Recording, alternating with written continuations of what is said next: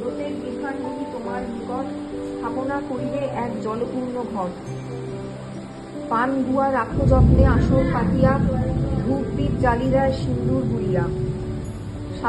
কথা শেষে এগণ হুলুর ধ্বনি দিয়া, প্রণাম করিয়া দিবে সিন্দুর বাটিয়া। যে রমণী ব্রত করে প্রতি গুরুবারে, হইবে সৌভাগ্যবতী সে আমার বরে। ব্রতকালে সেই গৃহে সব বামাগণ, অন্য কার্য ছাড়ি কথা করয় শ্রবণ। সেই গৃহে আমি থাকি আমি হয়ে অচঞ্চলা, ভক্তবাঞ্ছা পূর্ণ করি আমি শ্রী কমলা। কোন গুরুবারে যদি হয় পৌর্ণমাসী, সেই দিন যেই নারী রবে উপবাসী। বিধিমত এই ব্রত যে করে পালন, ধনে জনে পূর্ণ হয় তাহার ভবন। ইহকালে সুখে রবে ঘরেতে বসতি, কৃপা করি অধিকার। অধীরে সবার দুঃখ যে প্রকারে যায়, কৃপা করি বলো নাথ তাহার উপায়। লক্ষ্মীর বচন শুনি বলে নারায়ণ, কেন দেবী চিন্তা তুমি করো অকারণ। ঘরে ঘরে লক্ষ্মী ব্রত করহি প্রচার, তোমার কৃপায় হবে ঐশ্বর্য অপার। শীর্ণকায় ভোগে বহু ক্লেশে, নানা দেশে ভূমিতবে লক্ষ্মীর কৃপায়।